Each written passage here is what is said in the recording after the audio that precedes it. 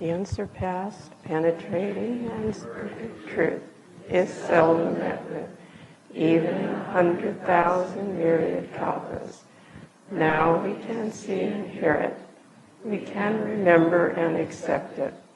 I vow to make the Buddha's truth one with myself. Homage to the Buddha, homage to the Dharma, homage to the Sangha. Today I'm going to talk about spiritual sustainability and the 5 laws of the universe. Recently, we've had several different groups of people visit the Abbey to write and photograph us as an example of sustainable environmental practices. The source of our practices is our spiritual practice, which inspires and recognizes the profound interconnection that we all have with one another and with everything around us.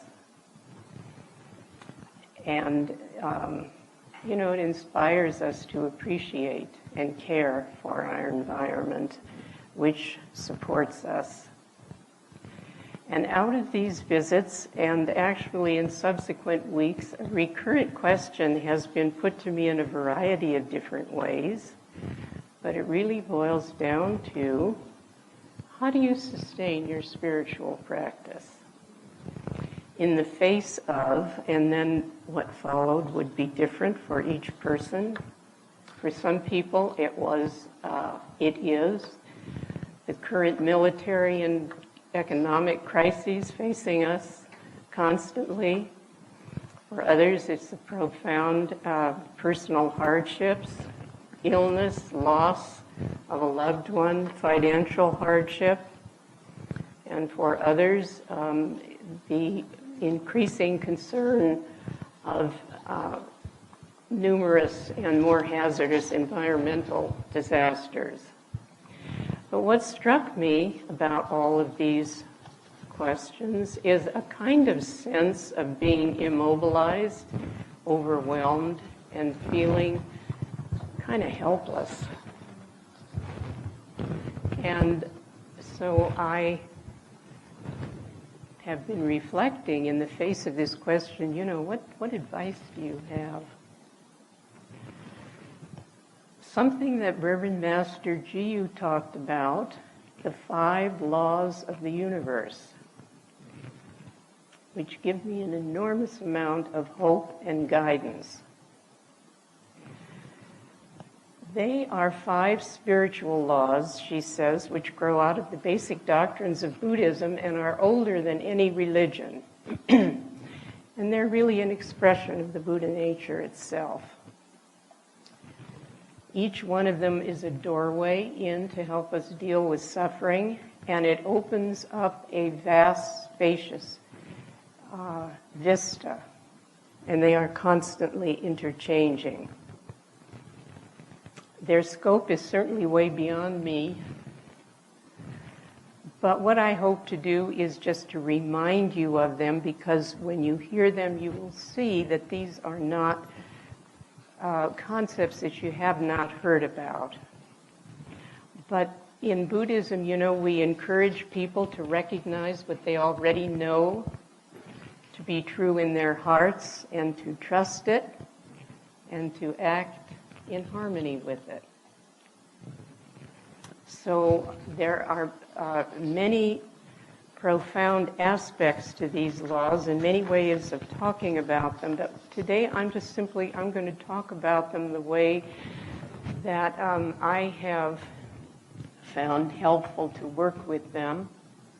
And when we begin to see how to work with them and bring ourselves into harmony with them, we see that they are in themselves an expression of the Buddha nature. And we can recognize their profound benevolence and compassion and take refuge in them. So the first one is, the universe is not answerable to my personal will.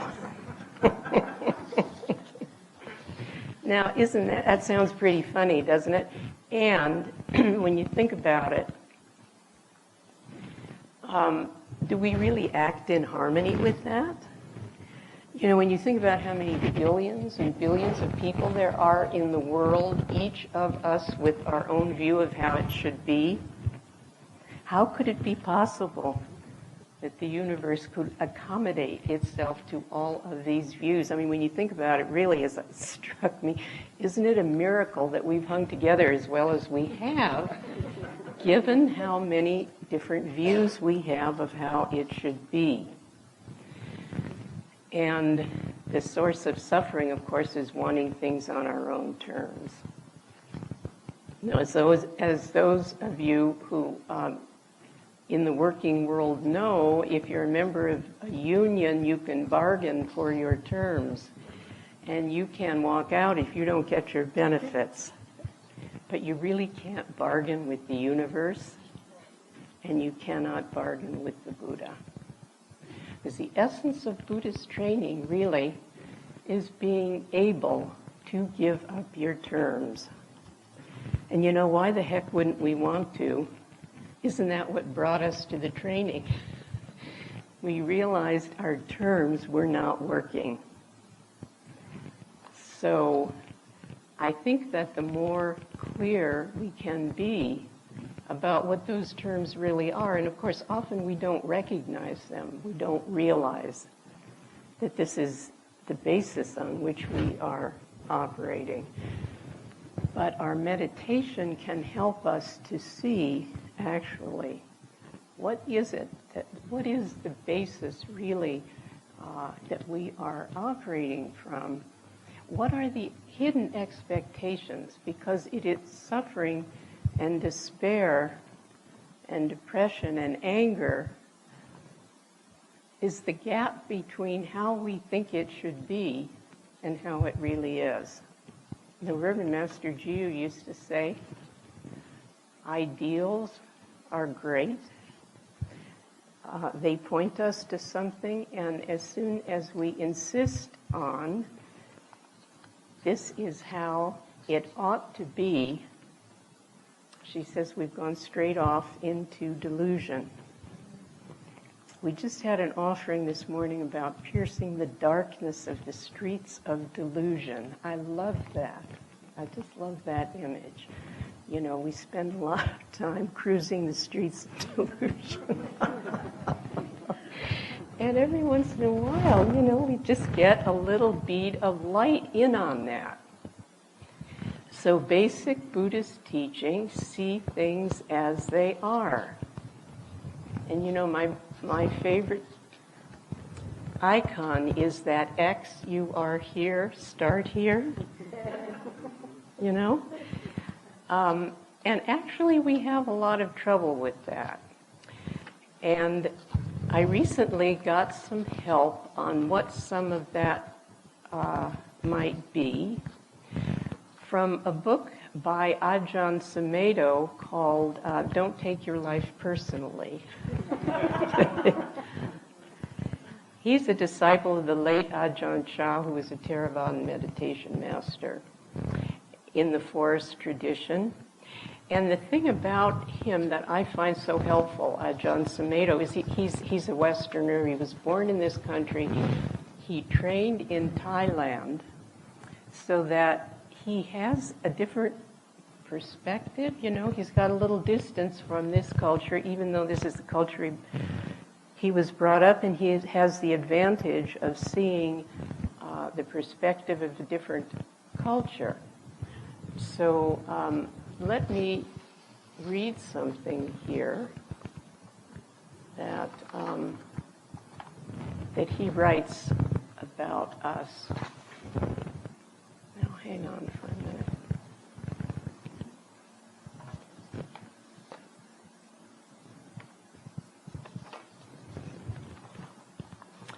He says, "This is not an ideal realm. It is not the perfect place. It's not how things should be according to the ideals of what is the best, what is fair or just or perfect. In this realm, things change. So fairness is not always going to be what you experience. the atrocities, the serial killers, the wars, the unfairness, and the tyrannies, as well as the justice, the fairness, and the goodness, they all belong in this realm. No matter how much you try to make life into a Garden of Eden, you embrace along with it the forces of your own destruction and the destruction of the garden itself, because that's the way it is. It's not that there is anything wrong. And then he says, well, what are we supposed to learn from this? The Buddha pointed to the Dharma, which includes everything. It is all-inclusive. I find that just by contemplating life in this way, I'm suddenly more interested in it. It no longer seems like an endless struggle with everything.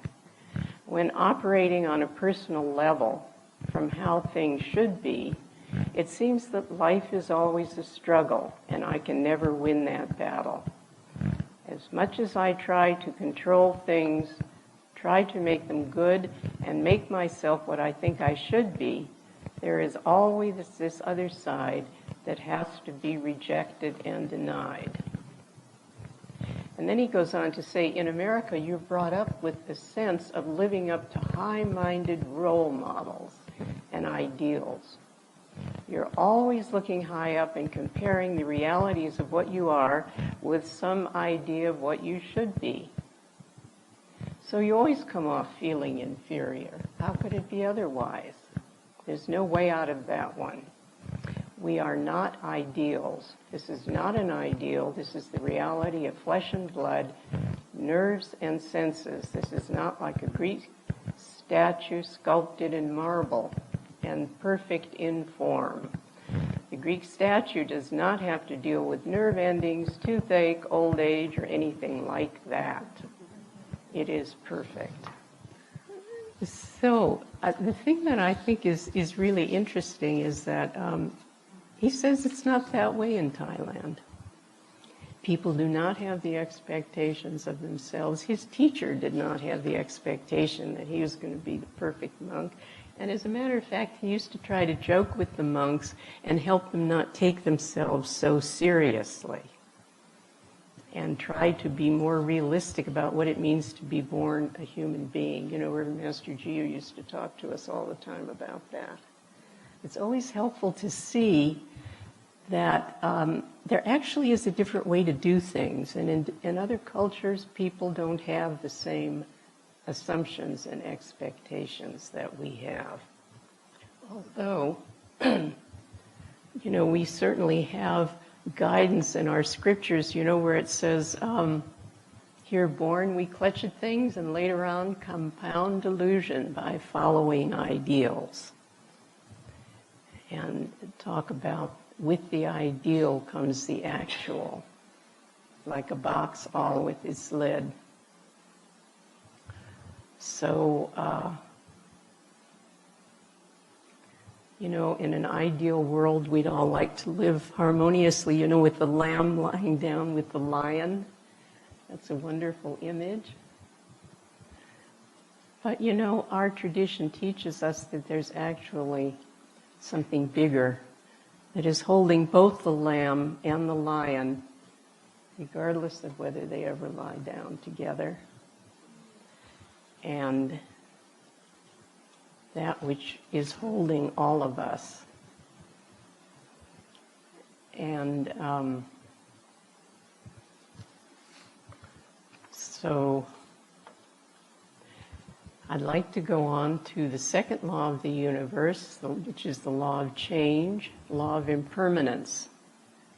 Everything is in a constant state of flux. That line in our scripture, all things herein have inherent great potentiality. It's really one of my favorite lines.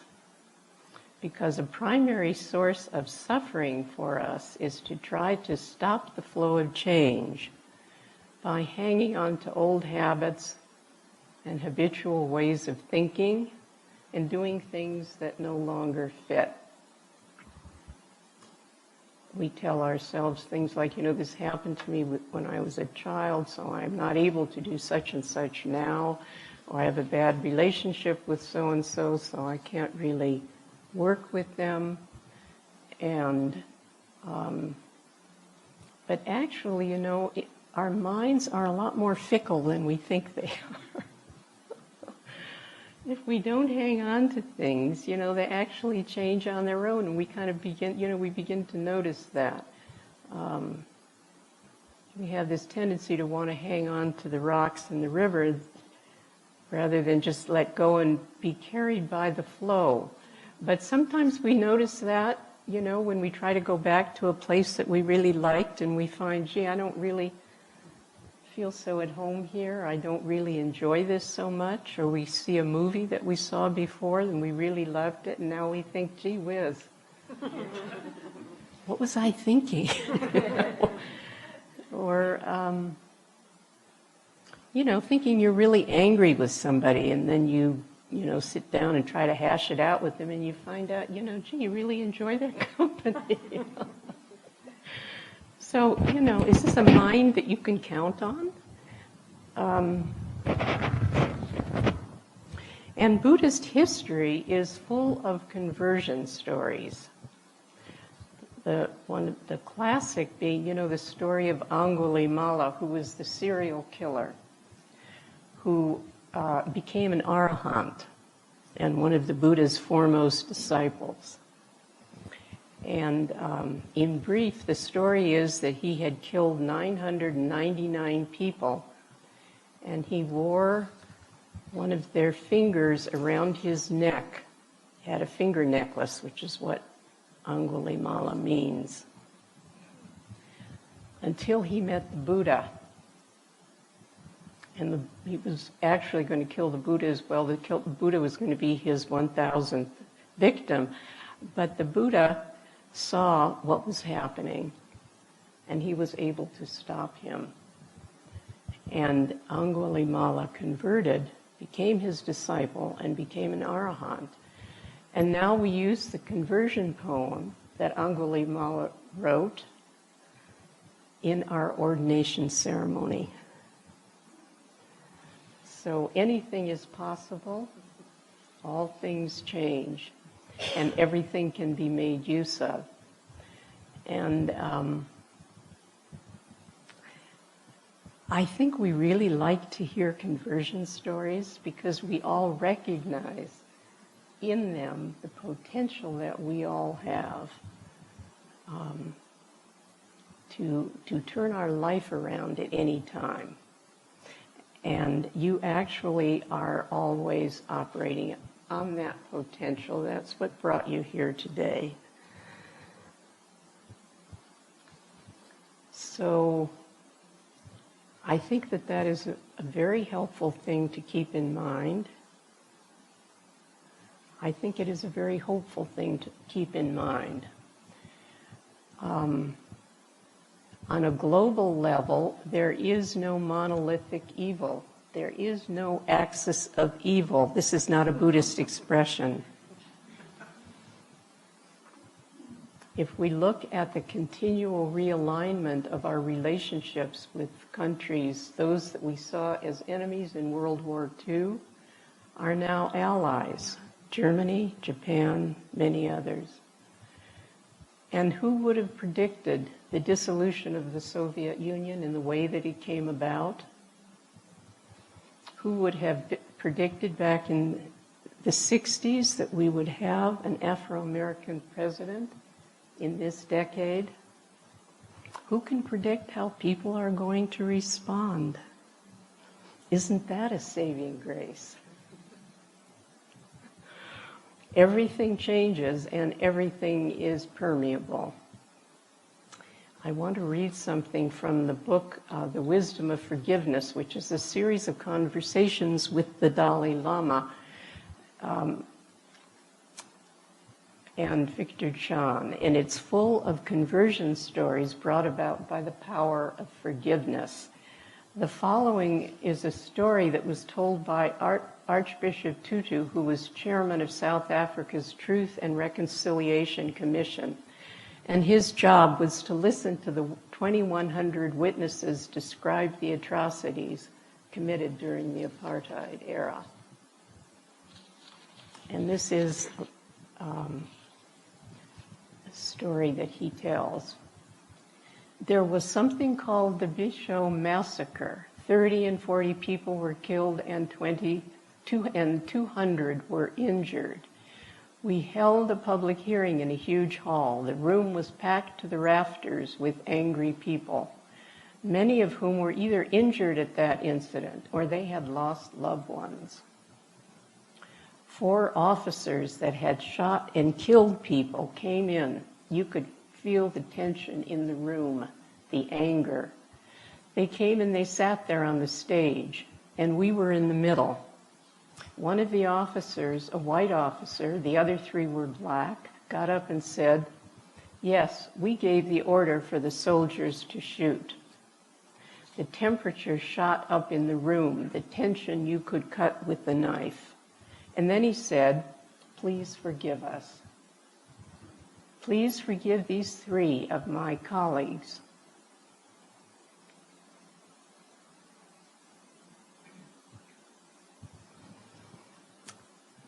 And receive them back into the community. Now, you would have thought this hall would erupt with anger. You know what that audience did? They applauded. Incredible. They applauded, and when the applause subsided, I said, "Let's keep a moment's silence because we are in the presence of something holy. We are standing on holy ground. We ought to be taking off our shoes like Moses did." So, what can you count on? You never know how people are going to respond. And at the same time, we get the consequences of our past actions. That brings us to the 3rd law of the universe, which is that karmic consequence is inevitable and inexorable. Sorry.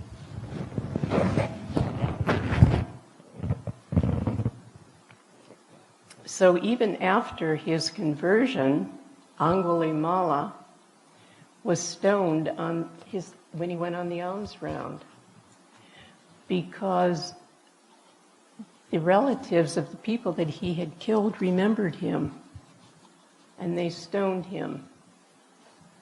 And he went to the Buddha with his skull broken and blood streaming down his face, and the Buddha said to him, "Bear it, Brahman. This is the consequence of your past actions. You are reaping them in this lifetime.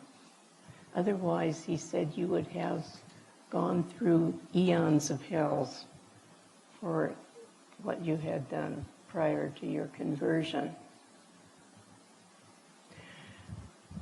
So the question that we always have to ask ourselves is, what have our actions and attitudes of mind contributed to the present situation, both on a personal level and on a global level? The purpose of being able to see the suffering and the mistakes in our past, both in this lifetime and in previous ones, is not to wallow in them and become immobilized by them, but to free ourselves from the compulsion to constantly repeat the same mistakes. So it's a mistake to think that there's some monolithic evil that brought about the state of affairs we find ourselves in right now. As Pogo Possum used to say, do you remember Pogo Possum? I don't know if he's still around, but he was a bright light back in the 70s. As a cartoon strip character, lived in the swampland with his friends, and he used to say, "We are the people our parents warned us about."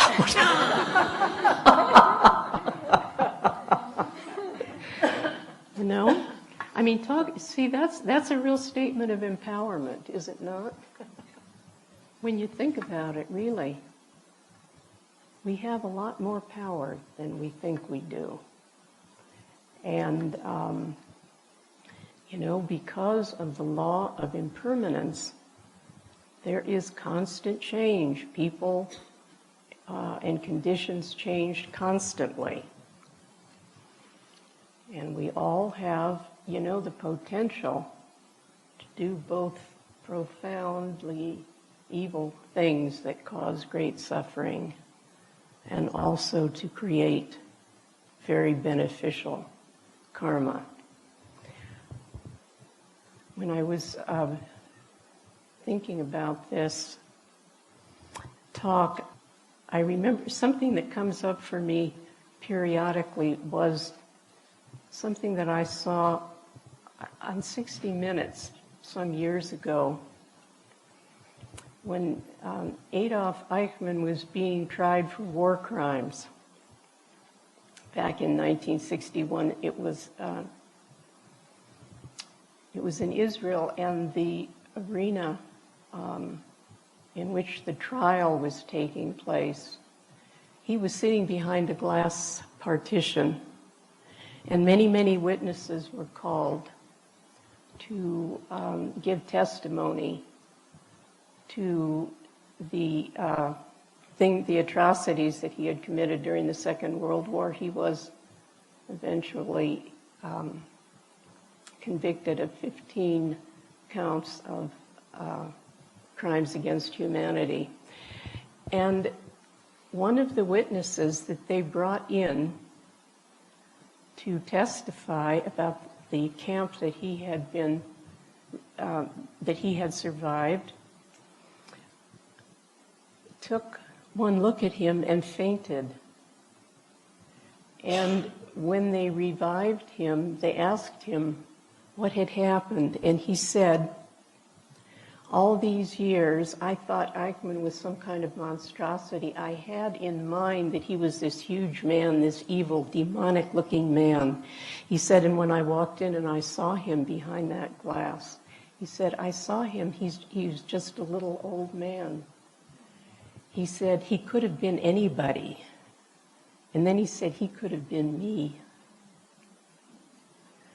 And that has always stayed with me as a real example of being able to recognize the potential that we all have for doing evil. At the same time, Dogen talks about doing good in the second pure precept in his commentary on Do Only Good. And this is what he says. He says, all that is good resides within the quality of being good. This does not mean that what is good already exists out there somewhere and is waiting for somebody to put it into operation. He says at the very moment when someone does good, there is nothing good that does not come forth. Although the myriad expressions of goodness are without an outer form, when good is done, it attracts goodness faster than a magnet attracts iron. Even the strength amassed by the karma from the great earth, with its mountains and rivers, as well as from the world with its nations and countries, will never hinder the accumulating of good.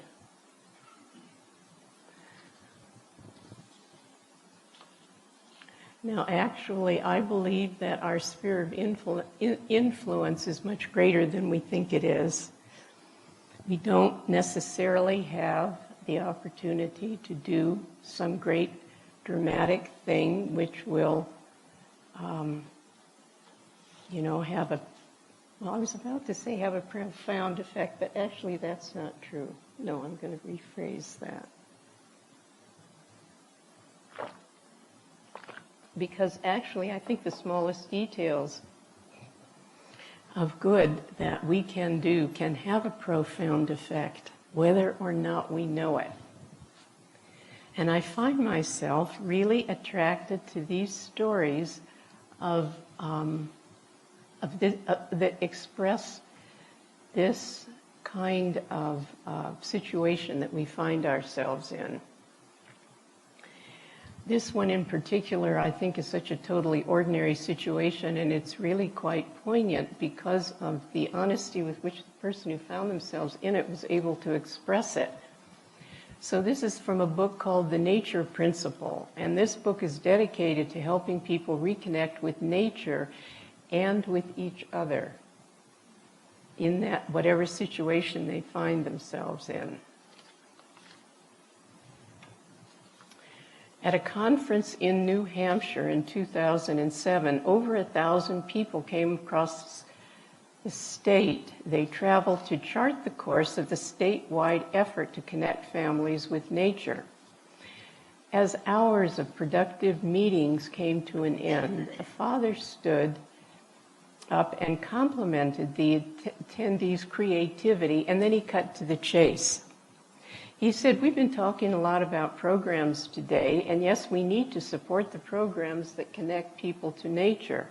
And yes, we do need more programs. But the truth is," he said, "we've always had programs to get people outside, and the kids still aren't going outside in their own neighborhood. Neither, for that matter, are many adults." He described his own experience. "A creek runs through my neighborhood, and I'd love it if my girls could go down and play along that creek," he said, "but here's the deal.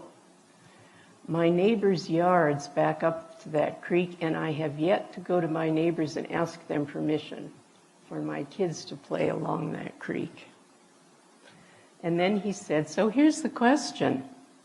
What will it take for me to go to my neighbors and ask them for that permission?" I see we have a latecomer.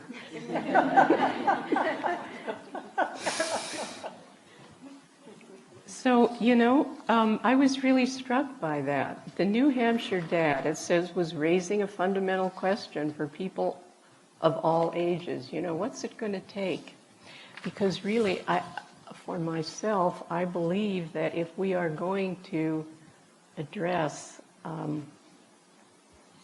the grave issues that are facing us, we're really going to have to learn to talk to one another and to work with one another, despite or perhaps really,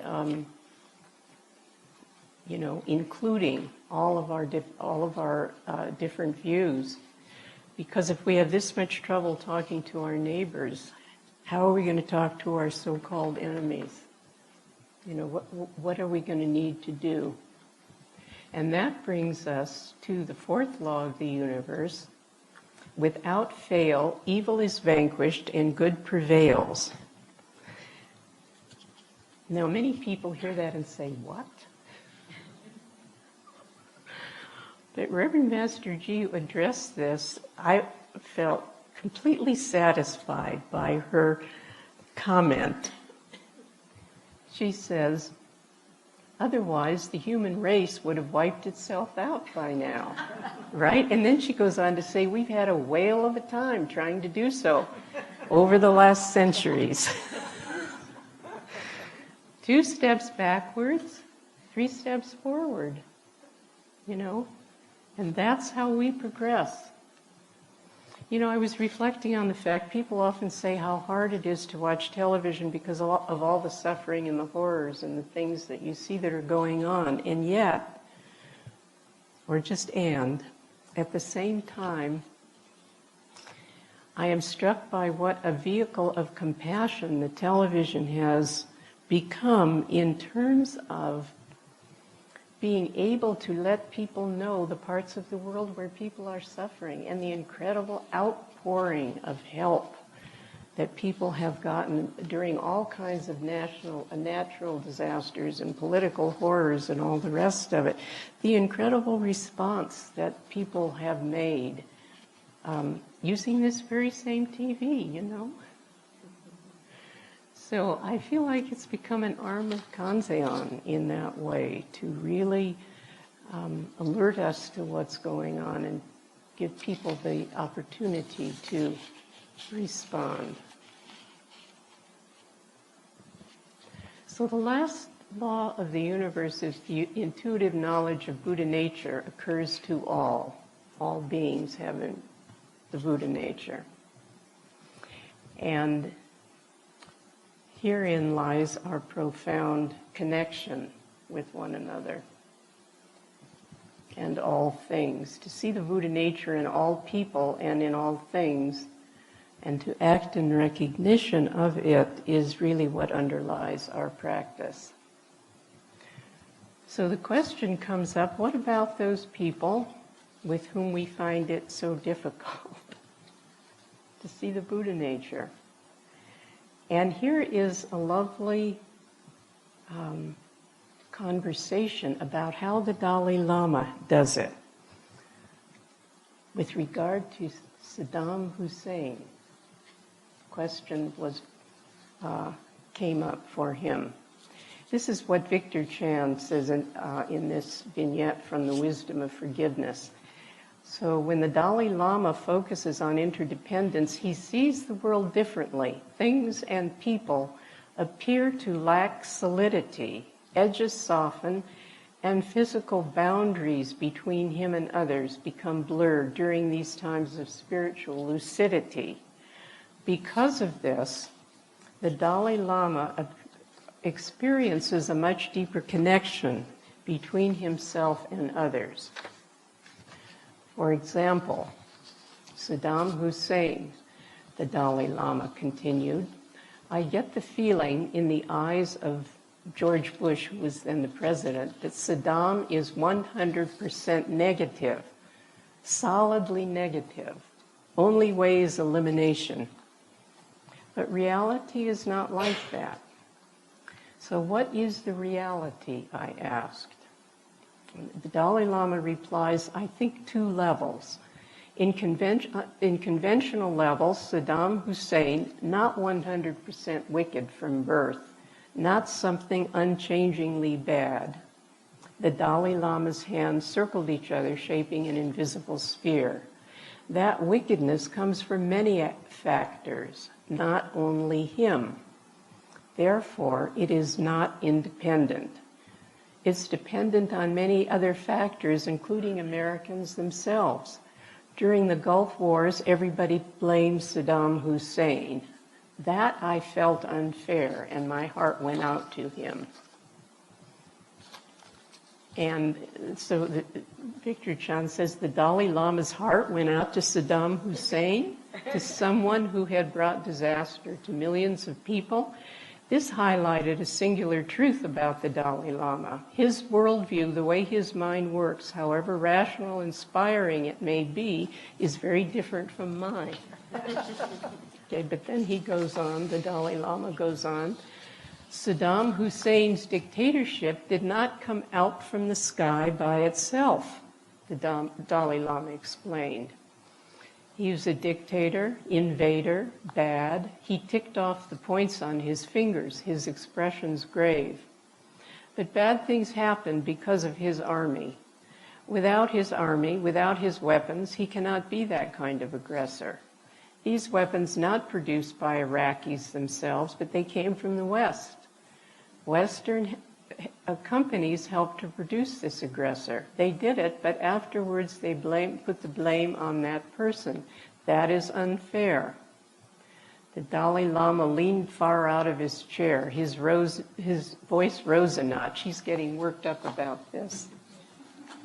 So here, that's the conventional level. Saddam Hussein, not 100% bad. Then the more subtle level, when someone like Bush got some negative feelings towards Saddam Hussein, then in his eyes, Hussein is something solid, independent, absolute, totally bad.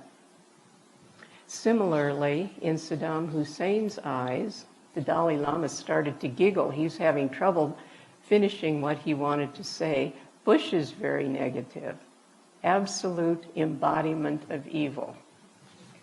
So I just found this to be a very instructive way of both seeing how the monolithic approach comes to life, and also seeing another way to look at it and to think about it.